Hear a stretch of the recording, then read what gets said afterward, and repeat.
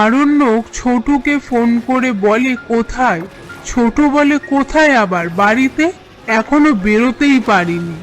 আরণ্যক বলে ও কি এখনো সাজগোজ করছে? ওকে বলে অত সাজগোজের দরকার নেই, প্রোগ্রাম শুরু হয়ে যাবে।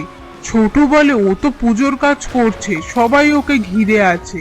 আরণ্যক বলে আমার স্যারেরা জানতে চাইছে ও কখন আসবে। ছোট বলে এটা কি সত্যি? আরণ্যক বলে সত্যি মিথ্যে হিসেব পরে হবে।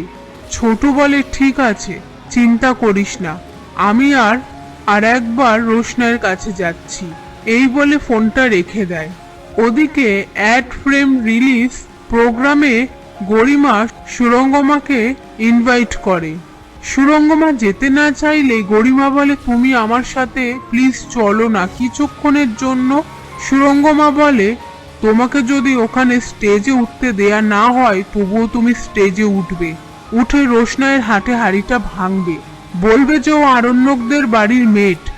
তুমি না পারলে সেটা আমি করব। এদিকে ছোট এসে বাড়ির সবার সামনে রোশনাইকে বলে তুমি না গেলে বাদশার চাকরি নিয়ে টানাটানি হবে। এ কথা শুনে বাড়ির সবাই রোশনাইকে প্রোগ্রামে যেতে বলে। ওদিকে সুরঙ্গমা গরিমাকে বলে আমার মনে হচ্ছে আজকে ওই প্রোগ্রামে আরণ্যক যাবে।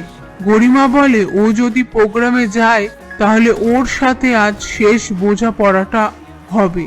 এদিকে রোশনাই তৈরি হয়ে ছোটুর সাথে অফিস প্রোগ্রামে রওনা দেয়। ওদিকে সুরঙ্গমা গরিমাকে বলে তুমি অফিস প্রোগ্রামে যাচ্ছ, এটা তুমি আরণ্যককে বলবে না। গরিমা বলে ও যদি আমায় জিজ্ঞেস করে? সুরঙ্গমা বলে ও আজকে তোমায় অ্যাভয়েড করবে, কিচ্ছু বলবে না। আর আরণ্যকের মনে যদি ওই মেয়েটার জন্য জায়গা হয়ে থাকে তাহলে আমি যতই ওকে ওই বাড়ি থেকে তাড়াই না কেন ও যোগাযোগ রাখবেই। অন্যদিকে আরণ্যক সিদ্ধান্ত নিয়ে নেয় যে সে আজকে রোশনাইয়ের অ্যাড ফ্রেম রিলিজ প্রোগ্রামে যাবে।